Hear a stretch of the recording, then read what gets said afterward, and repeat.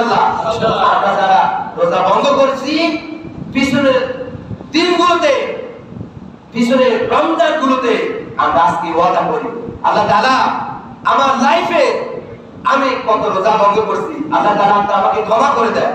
আল্লাহ তাআলা আপনি আমাকে, আমি যে দুইটি হাদিস বলছি রোজার ব্যাপারে, তারাবি নামাজের ব্যাপারে, আল্লাহ তাআলা আপনার সগীরা গুনাহগুলো ক্ষমা করে দিবেন। এখন যে আপনি রোজা রাখেন না, এর অবস্থা কি হবে?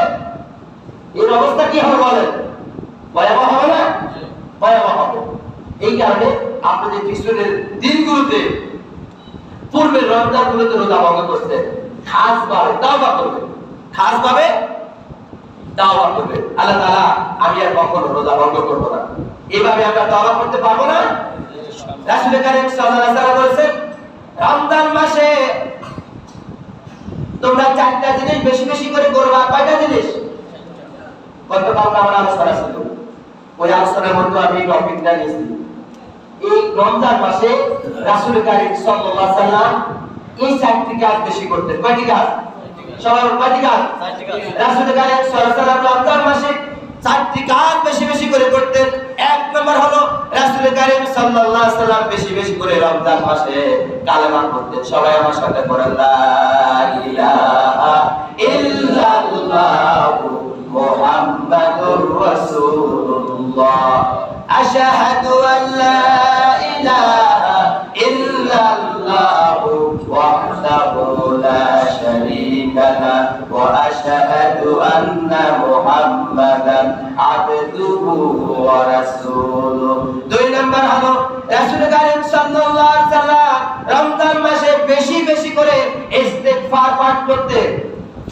আস্তাগফিরুল্লাহ আস্তাগফিরুল্লাহ আস্তাগফিরুল্লাহ আস্তাগফিরুল্লাহ আস্তাগফিরুল্লাহ। আর দুইটি কাজ যেটা না করলে হবে না, সেটা অবশ্যই করতে হবে। ওই দুটি কাজের মধ্যে এক নম্বর হলো বিশ্বনবী মুহাম্মদ রাসূলুল্লাহ সাল্লাল্লাহু আলাইহি ওয়াসাল্লাম বেশি বেশি করে রমজান মাসে জান্নাত কামনা করতেন। জান্নাত চাইতেন। কি চাইতেন বলেন?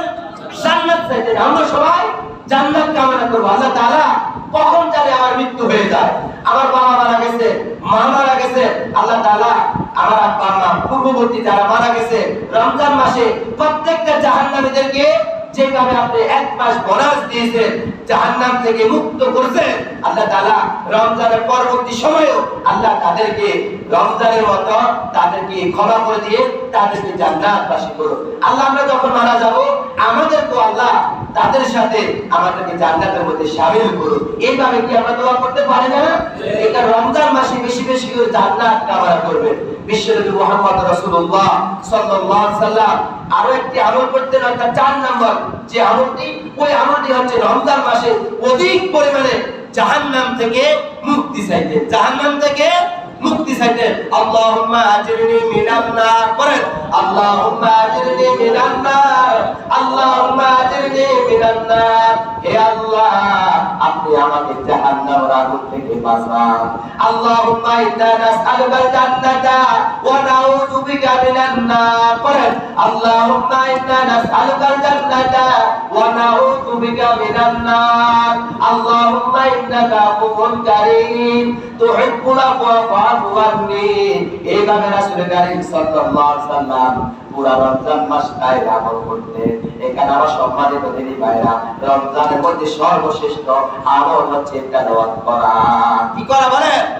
আমরা যারা তেলাওয়াত করতে জানি, আমরা অন্য ভাইদেরকে শিখাবো, আমরা নিজেরা বেশি বেশি করে করব। হাদিস রাসূল বলেন, খায়রুকুম মান তাআল্লামাল কুরআন ওয়া আল্লামা। তোমাদের মধ্যে আল্লাহ রাসূল বলেন, আল্লাহ তাআলার কাছে সবচেয়ে উত্তম বান্দা হলো ওই বান্দা যে নিজে কোরআন শিখে এবং অন্যদেরকে শিক্ষা দেয়। এই রমজান মাসে আল্লাহ কোরআন নাযিল করেছেন, আবার এই রমজান মাসে আল্লাহ তাআলা নিজেই কোরআন হেফাজত করবেন। ইন্না নাহনু নাযালনা যিকরা ওয়া ইন্না লাহু লাহাফিজুন। আল্লাহ তাআলা এই রমজান মাসে কোরআন নাযিল করেছেন, আবার এই রমজান মাসে কোরআন হেফাজত করবে, নিজে রক্ষণাবেক্ষণ করবে। এই কারণে কোরআন এমন একটা জিনিস, সম্মানিত জিনিস। এই রমজান মাসে কোরআন নাযিল করছেন এবং এই রমজান মাসের মধ্যে এমন একটি রাত আছে যে রাতটা হচ্ছে বৈজ্ঞানিক বলছেন এবং বিভিন্ন মুফাসসির কেরামগণ বলছেন, ফকিহগণ বলছেন যে রমজান মাসে এমন একটি রাত আছে যে রাতটা হাজার মাসের চেয়ে উত্তম। সুবহানাল্লাহ বলেন। সুবহানাল্লাহ। হাজার মাসটা হচ্ছে 83 বছর 4 মাসের চেয়ে অধিক উত্তম। সুবহানাল্লাহ বলেন। সুবহানাল্লাহ। সবাই আমার সাথে বলেন বিসমিল্লাহির রহমানির রহিম ইন্না আনজালনাহু ফি লাইলাতিল কদর। নিশ্চয় আমি লাইলাতুল কদর রাতে কোরআন নাযিল করেছি। ওয়া মা আদরাকা মা লাইলাতুল কদর। লাইলাতুল কদর কি আপনি কি জানেন? লাইলাতুল কদর হচ্ছে লাইলাতুল কদরি খায়রুম মিন আলফি শাহর। লাইলাতুল কদর হচ্ছে হাজার মাসের চেয়ে উত্তম। এখন হাজার দিয়ে আপনি গুণ দেন, গুণ দিলে 84 বছর 4 মাস চলে আসবে। 84 বছর 4 মাসের চেয়ে অধিক উত্তম। এই রাতে যদি কেউ নেক আমল করে, এখন তো আমরা নির্দিষ্ট করে নিয়েছি 27তম রাতে লাইলাতুল কদর, কিন্তু না, রাসূল সাল্লাল্লাহু আলাইহি ওয়াসাল্লাম বলেছে রমজানের শেষ 10 দিনে তোমরা ইতিকাফ করো, রমজানের শেষ দশকে তোমরা লাইলাতুল কদর তালাশ করো। রাসূল সাল্লাল্লাহু আলাইহি ওয়াসাল্লাম রমজানের শেষ 10 দিনে কি করতেন?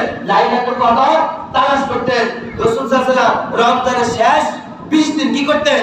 লাইলাতুল কদর তালাশ করতেন। এখানে আমার সম্মানিত দিনী ভাইরা, রমজান আগামীকাল হয়তো তারাবি হবে, রহমত, বরকত, মাগফিরাত, নাজাতের মাস একদম কাছাকাছি, একদম নিকটে। আমরা আলহামদুলিল্লাহ বলি। আলহামদুলিল্লাহ। রমজানের জন্য সবার প্রস্তুতি আছেন তো ইনশাআল্লাহ? আমরা সবাই সুন্নত তরিকা চলবো, মাথায় টুপি রাখবো, মেসওয়াক করব।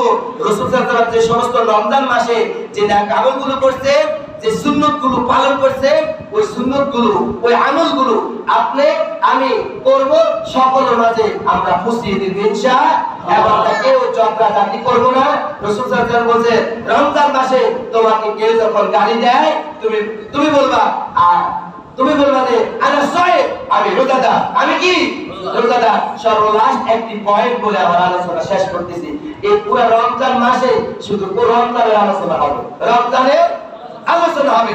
সর্বলাস্ট আমি যে কথাটা বলবো, ওই কথাটা হচ্ছে আপনারা যারা বিজনেস করেন, ব্যবসা করেন, আপনারা সঠিকভাবে ব্যবসা বাণিজ্য করবেন। হালালে বারাকা আছে, হালালে কি আছে?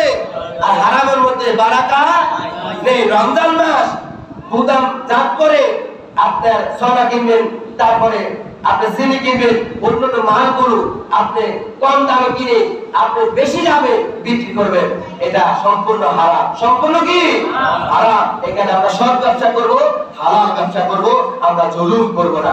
যারা রমজান মাসে হালাল ব্যবসা করবে না, সৎ ব্যবসা করবে না, জুলুম করবে, তাদের রোজা আল্লাহ কবুল করবে, তাদের রোজা আল্লাহ কবুল করবে। আল্লাহ পাক রব্বুল আলামিন আমাদের সবাইকে রমজানের শান, রমজানের মাস, রমজানের তাৎপর্য, রমজানের গুরুত্ব আমাদের প্রত্যেকের মাঝে যেন আমরা প্রত্যেকে যেন এই রমজানের গুরুত্ব আমরা সবাই যেন আমল নিতে পারি। আল্লাহ পাক রব্বুল আলামিন আমাদের সবাইকে সেই তৌফিক দান করুন।